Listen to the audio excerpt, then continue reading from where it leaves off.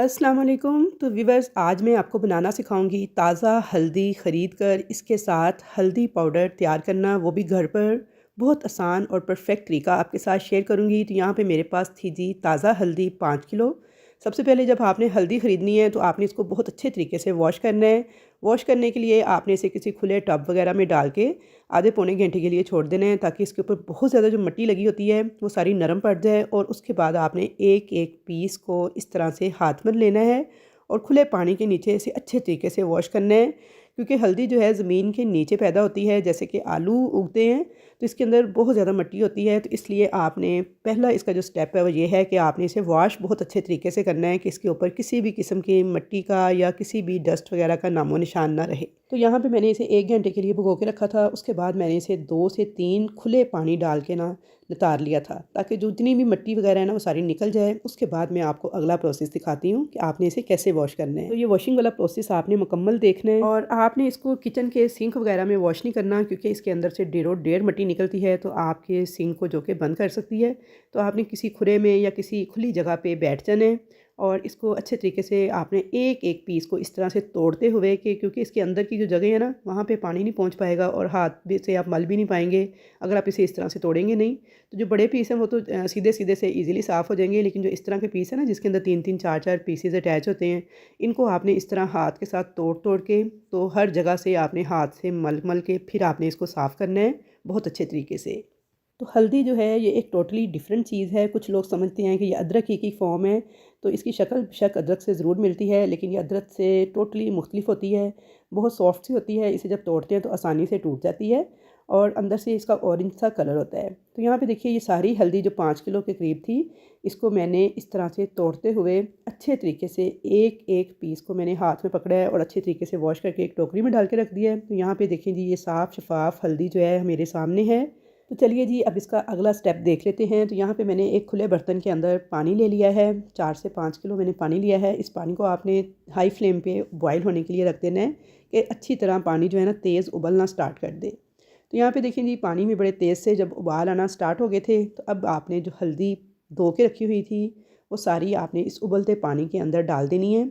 और उबलते पानी में आपने हल्दी डालने के बाद इंतज़ार करना है, क्योंकि जब हल्दी डालेंगे इसके अंदर तो पानी में उबाल आना बंद हो जाएंगे, इसका टेम्परेचर थोड़ा सा डाउन होगा।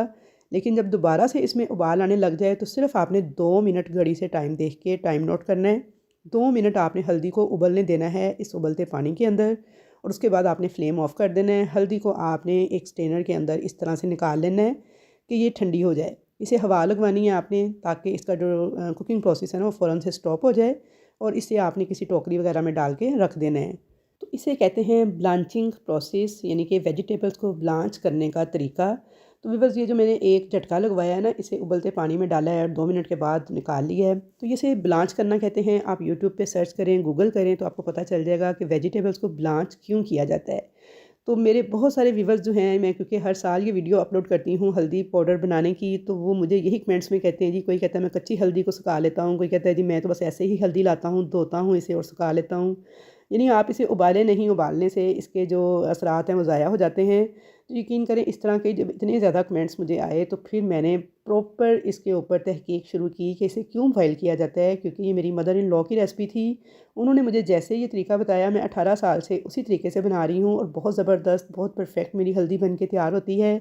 लेकिन आप लोगों के इन कमेंट्स ने मुझे मजबूर कर दिया कि मैं इसके ऊपर गौर व फ़िक्र करूँ। तो जब मैंने गौर व फ़िक्र किया तो मुझे इसका जवाब ये मिला कि ये ब्लांच करने का प्रोसेस है, और ये ज़रूर से करना चाहिए जब भी आपने किसी वेजिटेबल को, किसी फ्रूट को आपने स्टोर करना हो ज़्यादा देर के लिए। तो यहाँ पे देखिए जी मैंने आपको 2 तरीके सिखा दिए हैं, एक हावन दस्ते में कूटने वाला, दूसरा ये कि छुरी से आप बिल्कुल छोटे छोटे स्लाइस काट लें इसके, और तीसरा तरीका ये है कि आप इसे चॉपर में डाल के दरदरा सा चॉप कर लें।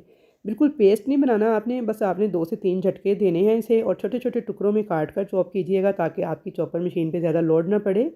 और इसे आपने इस तरह से दरदरा सा पीस लेना है, चॉप कर लेना है। ये 3 तरीके हैं जी इसको कूटने के, यानी कि सुखाने से पहले। जो तरीका आपको सूट करे आप वो वाला फ़ॉलो कर लें। हाथ से छुरी से बारीक बारीक स्लाइस काट लें, चॉपर में चॉप कर लें, अगर नहीं है कुछ तो फिर हावन दस्ते में कूट लें। सॉफ्ट होती है, इजीली कूट जाती है। तो यहाँ पे देखिए ये तीनों तरीक़ों की हल्दी जो है मैंने आपको कूट के दिखा दी है। अब आपने धूप के अंदर एक चादर बिछा देनी है, सूती कपड़ा बिछा देना है, और उसके ऊपर इसे बिखेर देना है बिल्कुल पतली सी लेयर की शक्ल में। तो 3 से 4 दिन लगते हैं जैसा कि आजकल धूप लग रही है तो ये सूख जाएगी। अगर आप किसी ऐसी जगह रहते हैं जहाँ पे धूप वगैरह नहीं लगती, तो आपने क्या करना है, एक हीटर वाला गर्म कमरा जो होता है उस कमरे के अंदर आपने इसको बिखेर देना है, या फिर फ़ैन के नीचे भी आप इसको सुखा सकते हैं। लेकिन आपने इसे किसी हवादार जगह पे सुखाना है या फिर हीटर वाले गर्म कमरे में सुखाना है, क्योंकि अगर आप इसे किसी ऐसी जगह पे छोड़ देंगे ना जहाँ पे नमी होगी, तो फिर क्या होगा, इसमें फंगस लगना स्टार्ट हो जाएगी 2 से 3 दिन के बाद, और हल्दी आपकी ख़राब होना स्टार्ट हो जाएगी। इसलिए आपने इसे बस उलट-पुलट करते रहना है, धूप में भी डेली आपने इसे उलट-पुलट करते हुए सुखाना है, और हीटर वाले किसी गर्म कमरे में भी जहाँ पे नमी वगैरह ना हो, या फिर पंखे के नीचे। जौन सा तरीका आपको सूट करे उस तरीके से आप इसको खुश्क कर सकते हैं। तो यहाँ पे देखिए मैंने कपड़ों के ऊपर इस तरह से चादरें बिछाई थी धूप में, और हल्दी को बिखेर दिया था, तो मुझे तकरीबन 5 से 6 दिन लग गए थे इसको सुखाते हुए। आपने साफ़ सुथरी जगह पे इसको सुखाना है जहाँ पे मिट्टी डस्ट वगैरह ना हो। तो यहाँ पे जो हल्दी मैंने चॉपर में चॉप की थी ना, सबसे पहले वो वाली हल्दी खुश्क हुई थी। यानी मेरे ख़्याल में चॉपर वाली हल्दी क्योंकि बिल्कुल बारीक चॉप हो जाती है, तो इसलिए वो बहुत जल्दी खुश्क हो जाती है।